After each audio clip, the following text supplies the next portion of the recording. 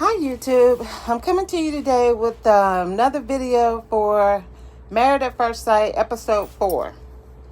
So we have one more wedding that we needed to do, and that's Ben and Morgan, and they did that at the end of the episode. So I guess I can go ahead and do them, kind of mix it up, because I want to talk about the other couples as they're going on their honeymoons.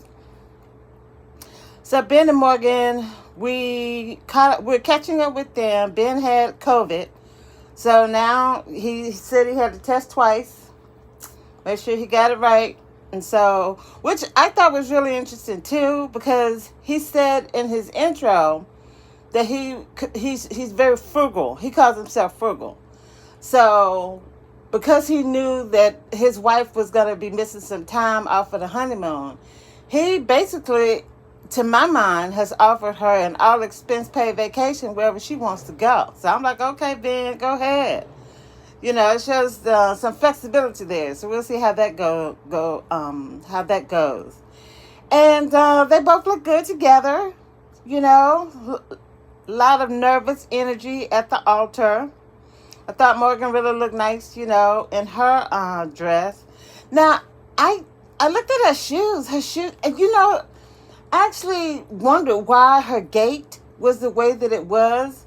And then when I looked at it a second time, I saw her shoes. And I don't remember that. Well, they haven't said anything about it yet because we haven't gone through their reception and stuff. So that's one thing I'm kind of looking at. What kind of shoes she got on her feet. So anyway, she also walked down the aisle by herself. She doesn't have a good relationship with her dad. And her mom was there. So I know with some of them, the mom will I guess she decided she didn't want that. She wanted to walk herself down the aisle. And she says that affirms her feeling of independence.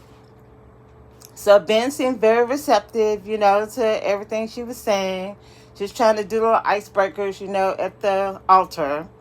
And the thing that kind of makes me scared for these two is that this is according to him, he depends heavily on his mother's approval. Not just her opinion, but her approval. So while he was waiting on the time for, him to go up to the altar, he was talking with her, and he was like, yeah, let me know if there's anything that you see that's, concerning, and then, we can talk about it. So that's like a dependency that's unhealthy. It's when you marry, you move away from your parents and you come together with your wife. So now you're creating a brand new relationship. You can't bring the single thing that you used to do, you and your mom, into your marriage. So I don't know what's going to happen with that. She says she's independent. He says he, leans heavily on his mother. I got some serious, questions about what that's, going to look like. And so they gave each other really nice vows. And so they left us when they were pouring champagne. And they got into a conversation. Oh, she was letting him know that she was half Japanese. And he was talking about that Tokyo was one of his favorite places. And she was like, oh my God, I've always wanted to go. He said, second honeymoon. And she was like, oh yeah. So they've already picked out, where they're going to go, for the all-inclusive paid vacation, that Ben has promised her. So that's cool. We'll see if it works out that they, make it through the through this, part, and then when they get to that next stage, they can look at each other and say, okay, let's take that break, together. So fingers always crossed for everybody. Okay, let's see. That's what I have for them at this point. So I'm going to go with the way that I have these things written down. They could be, all over the place, so please bear with me. Thank you. So Lindy and Miguel, They are coming out of the reception back to the hotel, and Lindy got caught up in herself and spent like 30 minutes in the bathroom, looking for stuff, and I hope taking, a shower, and just trying to get her toiletries and stuff together. And then so Miguel is there waiting, on her. And then he just goes to the bathroom. He sees her there brushing her teeth. He knew she was in there. And then he turns around and says, oh, well, I guess I'll go to the other bathroom and go and pee. So my thing is, if he knew that there was another bathroom, then why did he even go in there and mess with her? Why didn't he just go to the second bathroom and just be somewhere else, when she got out? That was confusing to me, and it was unnecessary. So I don't like that. I feel like that was a thing for the camera. So her time in the bathroom, and I guess with everybody's conversation at the wedding and all of that, is starting to hit him that, okay, maybe she does have an anxiety, issue. So he says that, normally if they were just dating, that actually would be a red flag, which to me is kind of shallow, considering, I'm sure he has some deficits. Hers is just popping out right now, but we'll see, what things she has to compromise, with him on, that may be a part of his personality. And I'm going to put this in the, for the in-law meetup the next morning. His sister is talking to Lindy, and she's asking her, what was her zodiac sign. And she said that her brother's a Cancer, and with Lindy being a Gemini, romantically, they don't tend to get along, with each other. And my grandmother raised me in astrology. So, I really got, kind of deep into it, at one point. And I can understand why his sister would say that to her. And just looking at them, I'm a Cancer. And when you haven't really worked on yourself, you can be really moody. You can be really, not irrational, but you're just really sensitive. I mean, the Cancer is a moon sign.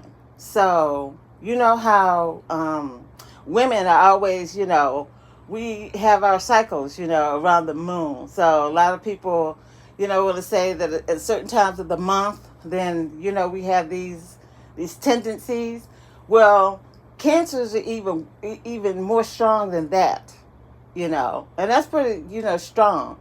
But yeah, there can be, your feelings can get hurt easily, if you're like that textbook, Cancer. So it's like the crab always has to go into its shell, when it needs to be protected, kind of thing. And that's some of where that moodiness, can come from too. Anyway, yeah, I was just thinking about that as one of my questions, how is this going to work out, as we look forward. So let's see. So we're going to look at, and the thing I like too, that they were, when she finally came in there, they did some talking, with each other. And then they cuddled. They actually cuddled. So that was really nice. I thought that was cute and very forward moving. And so we're going to look at the next day when they're with the in-laws. I told you what the sister said about the zodiac. She also, what did she ask her? She asked her something. I think she did just ask her about any debt, that she might have had. So Lindy told her that she does have school debt. And at first, the friend and the sister were like, oh, okay, that's cool. Because she's a physical therapist. So she actually has a medical degree. So they were like, okay, that sounds good. Because he's, like really a problem solver. So you two can, get together and, he can, help give you ideas and y'all can bounce back and forth so you can get it taken care of. And then Lindy was like, well, I'm not really, working full time. I'm kind of, just living to do and not to, work hard, just to pay that debt off. And then his sister was like, that was a red flag for her, or a concern, not so much as a red flag, but a concern, because Miguel, he likes to see that. He wants to see her hustle. So if she's got that kind of debt, he wants to make sure that she's doing whatever she needs to do to take care of that, in a reasonable, manner. So I don't know how they're going to match when he finds out that she's not working, full time, in her work. And she has, this debt that she's talking about, plus whatever her regular living expenses, are. So that was something that was really interesting. But they did say that he does give 100%. And I remember him saying in his intro that if you were if you needed, seed money or venture capital, you had a good idea, you need an investor, he's your man. So that kind of matched up with what his family, was saying about him, in that regard. So they told her that oh yeah, okay. So that was Lindy. Yeah, I have down here that she was real nervous and she's really dwelling on her anxiety.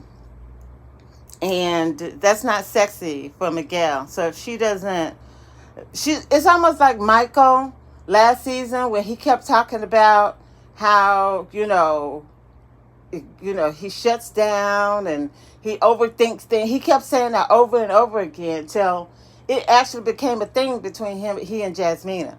So I really am hoping that this honeymoon will shake Lindy out of that, and then she can kind of, relax and not be as anxious, and then he can get a chance to see another aspect, of her personality that he can connect with, and they can continue to keep the fire, the embers going. Okay, so yeah, I said that. And so we'll go to Miguel. And so Miguel was meeting with her mother and brother, I think it was. And her brother got on my nerves because he's always trying to bring, God into the conversation. And the man told him he doesn't believe in God. And that's just frustrating, to me. If they don't believe in God, then they're not going to be able to identify with what you're saying in that respect. I understood that he was saying that they hoped that the union, the sexual union between he and she, is something that's on a deep personal level where they, really can see and get to know, one another. He could have said that without having to bring God into it. It's just really annoying. So, and then what else? Oh, okay. They were asking him about his relationships, and like when somebody breaks up with you, there's this metamorphosis that you have to go through. Go back and see what you did. Go back and see what they did. See what things worked. See what things didn't work, and then come out, the other side with new perspective. And he said that he never had that experience because he was always the one to break up with the women. So that has me concerned because if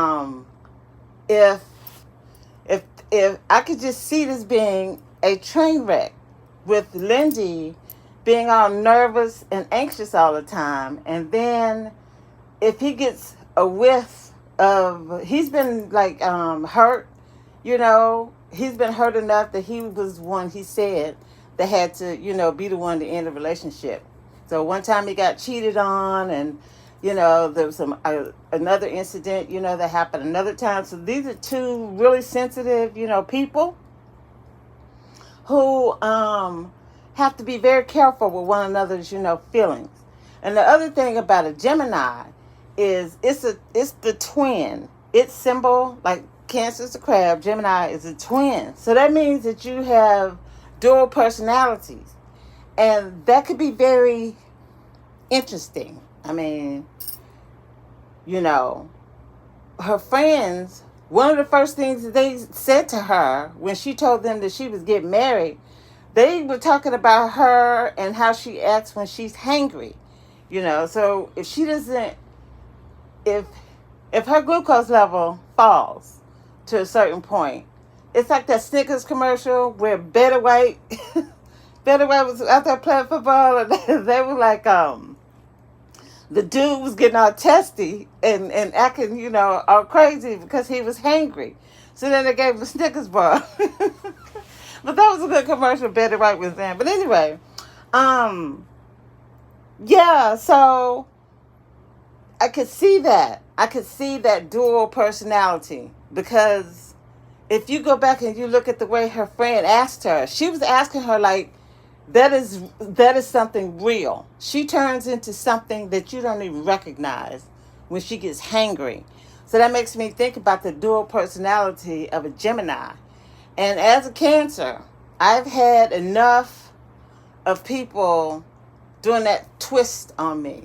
1 minute, we cool, and the next minute you're saying something mean and rude to me that has hurt my feelings. And now I don't know how I can trust you. We're going to have some trust issues if I can't see consistency in who you are.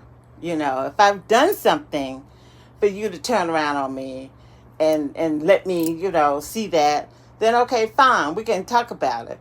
But if we just, if I'm just doing me and I'm not even, has nothing to do with you, and then you turn around and say something, out of pocket to me, yeah, there's going to be a problem. There's going to be a problem.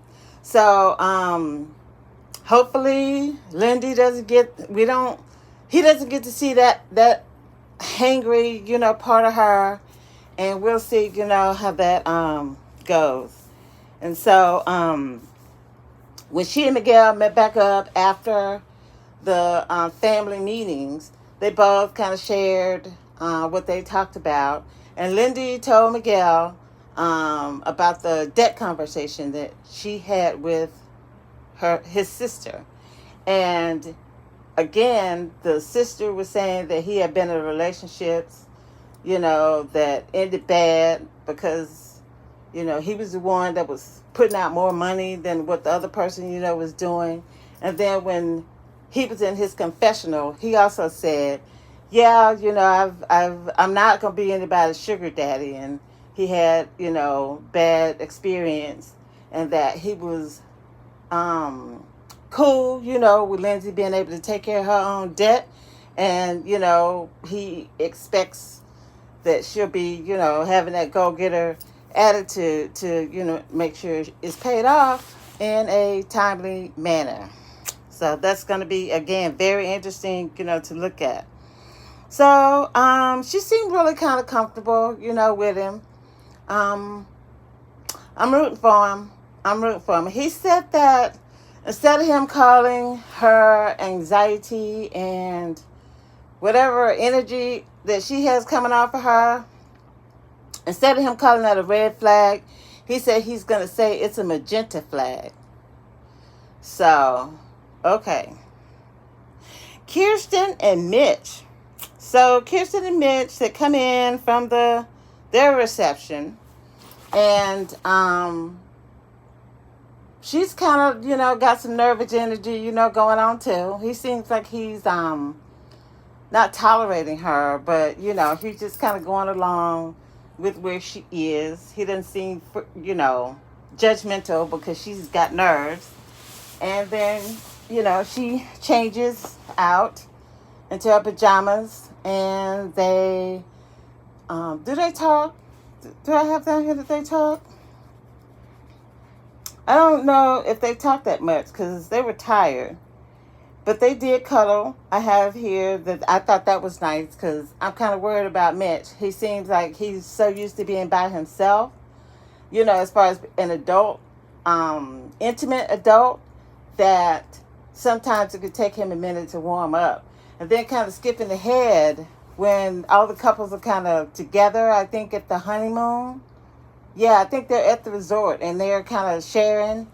their wedding experiences and stuff. And in his confessional, Mitch was like, it had been a while since he'd been intimate, with anyone. And it was, kind of it was in his head. He didn't know how, things were going to come together and if he was going to be able to step up, to the plate when the time came, So he has some anxiety, about that. And he's just trying to deal with the whole new experience. You go from being alone to now you got somebody sleeping in the bed with you. That's, that's a lot to, to digest. And Kirsten seems to be trying to adjust. So the next morning, they get up and they eat a little breakfast. I think one of them had a smoothie because a lot of them still ate lunch. So I don't know what time they actually got up and ate breakfast, and then when they, decided to have the families together, for the lunch. I don't know what time of day, how those, went. But anyway, so let's see. Yeah, so she likes Mitch. Mitch is kind of, not giving off like too much. And so they went to... Okay, so I'm going to go to the in-laws. This is good. Okay, so I'm going to go to the in-laws and Mitch. Mitch met with the mother and I think her sister and maybe friend.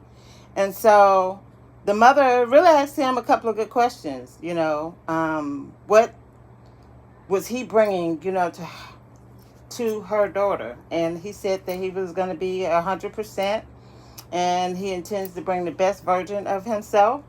And he said that he is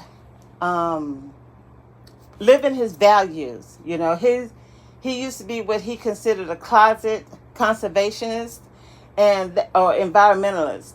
And to me, that meant that he really wanted to tell people things about how he feels.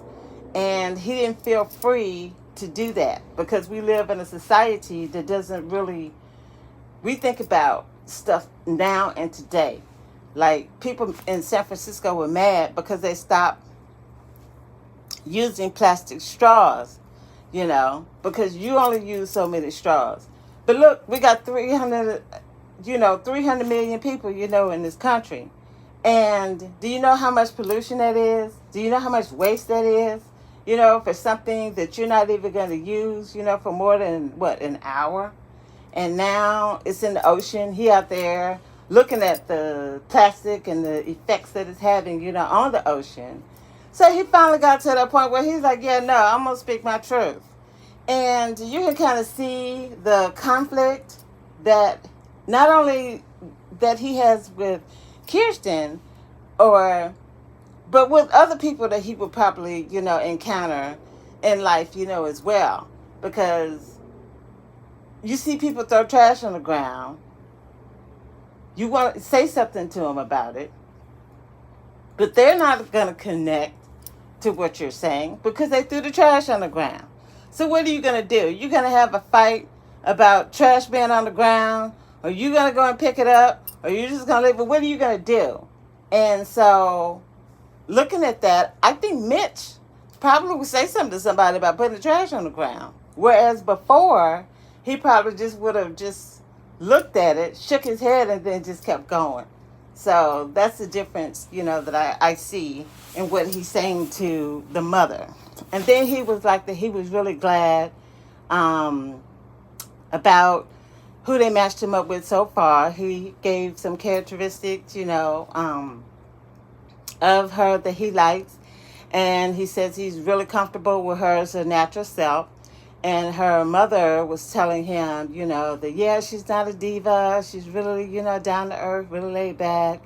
And so that gave him some assurances. And she said that, she can appreciate that he is an honest person. And she wants him to make sure that even if when he's telling her the truth, it's the truth, and it's, coming from a place of not being malicious, with their truth, but just she would appreciate that versus, being lied to.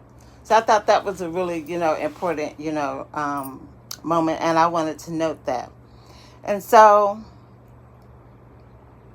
I think that's it for them. So who do I have next? Stacia and Nate. Okay. So they really did well coming in, from the honeymoon. Nate brought her in over the threshold. They changed, for the night. And they actually asked each other some good questions, After they settled down and cuddled, they were another cuddling couple. And so she asked him about expectations. And he said that he wants the best friend. He wants someone who's supportive and understanding. And then he asked her about what are her insecurities. How does she manifest, her insecurities? And she said that if she feels that there's a lack of communication or there's a breakdown of communication, then that kind of makes her unsure, and it makes her want to draw back. So he said that, he can get, to a state in his mind, kind of be moody a little bit, and that he just wants her to kind of let him know, give him a little nudge, say, hey, man, what's going on? You need to talk. And he can bounce, out of it. And so they look good again. I really like their flow. And I want to say, was it that night? No, it wasn't that night. I can't remember. It had to be after the family meeting. Yeah, that had to be it. But anyway, so then I'm going to go to the next morning. He brought her breakfast in bed. She was telling us in her confessionals how happy. She's really happy with Nate. Really, really, really, really, really happy. And so happy that when they finished meeting with the in-laws, they gave us a shower show. That I was like, oh my goodness, I've never seen anything like that before. That was freaky Nate. Nate ain't even been on the honeymoon yet, and he already freaking us out, right? Okay. So Stacia met with the father and his friend, and they asked her a couple of good questions. One of them was, what is your time, what challenges, do you have? And she was saying that her time is something that she's challenged with because she's a workaholic, and she can get lost in doing those numbers and getting the stuff and doing this, that, and the third. And so they were asking her, well, now that you're in this situation, what are you going to do to balance it? And she, she gave an answer that let me understand it was something that she was still working through. And so the father was just trying to encourage her, please do what you can, that you don't break my son's, heart. And then the friend said that one of his concerns was, because if she was talking to them about, like, how she's been able to get, to where she is, and the tenacity and the toughness that she's had to use, she said that she could be stubborn. And he said that Nate can be stubborn. So that's a concern that he was bringing up, to her, so that if this is something that comes up, then this is a conversation she can kind of go back to and say, all right, let me take a step back, don't want to get all crazy over something that, could be worked out, if I'm not stubborn. And so I thought they had a really good connection. It seemed like they were vibing, in their conversation. And so when Nate was talking to her family, they asked him about his freakiness, and he said that he was willing to wait for sex, that he really wants a family, And, his dad raised him. Apparently, he is half Korean, half black. And he is not close to his mother. He said the first time he saw her, he was 12 years old. And he hasn't had any contact, with her after that. So that whole dynamic of being raised, out of the country, in different cultures. His dad was a military brat. So when he got back to the States and he got to the black community, then it was hard for him to assimilate because, when you've lived all over the world and then you go into a neighborhood where people have barely gone into the next state, it can cause, problems. I grew up rural, Alabama, black community, families there. They know I'm black, and they still call me white. And I hadn't gone anywhere. I had moved from Massachusetts, so I guess that would make me slightly different. Because I was born in Massachusetts, and then my parents, they were born in Alabama, and they moved back to Massachusetts once, I was born. I'm one of two, children. So when I was a toddler, then we moved from Massachusetts back to Alabama. And let me see. So, yeah, he got emotional. And so when he got back to the apartment with Stasia, he told her what happened. And, she said that she was really, appreciative that he could communicate himself, on such a variety, of levels. And to have that kind of wherewithal to, if this is something that you're feeling, you're letting your feelings come to the surface, you're owning them, you're acknowledging them, I can respect that. So that's really, nice. They, then they did the shower scene, and they were around the circle at the resort. And one of the things they were saying is that they feel so comfortable with each other that they're finishing each other's sentences. So, and then they really feel like their personalities kind of vibe. And she mentioned that his friends felt like they saw a female version of Nate in her. So that was really cute. And so we'll go to Alexis and Justin. I'm concerned for Justin. It seems like, they're really vibing right now. But I really am concerned for Justin. He seems like he's just ready to be in love. And he got that ring on his finger. So I feel that he feels more safe, displaying his emotions because he is cocooned, in a marriage. And Alexis, kind of is communicating that some things, she's just not ready for. She's not ready for the L word. And after last season with Steve and Noy, I can get that. I mean, I understand that. I think that how she communicates to him is going to be the thing. Because I think she can say whatever she needs to say to him. She just needs to be aware that he's going to have to receive that message in a manner. And sometimes when you have people like her that just like to talk and tell the truth, then as long as they're saying what they want to say in their truth, then they feel absolved.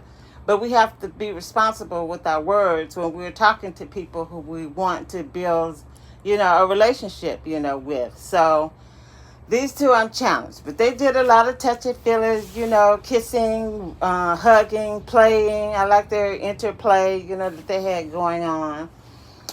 It seems like she had a good talk with the mom.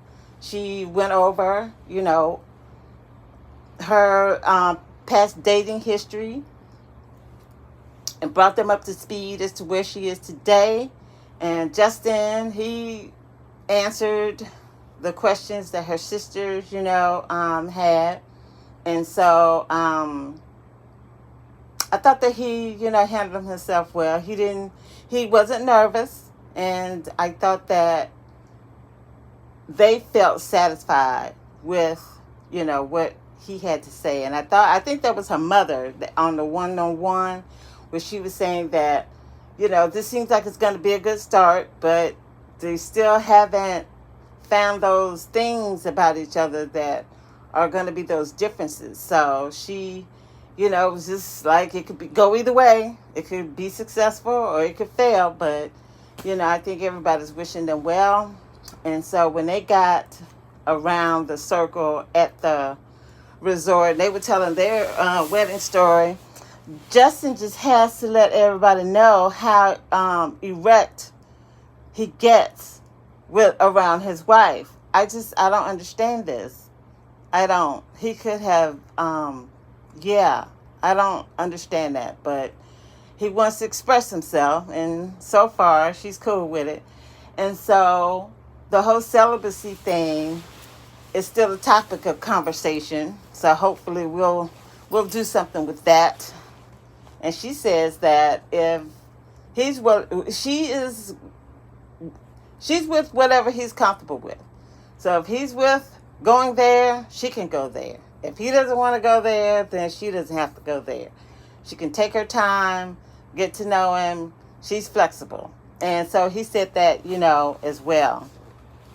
And so, the other thing that I thought was really interesting about their story is apparently they matched on a dating app that they have over there in San Diego.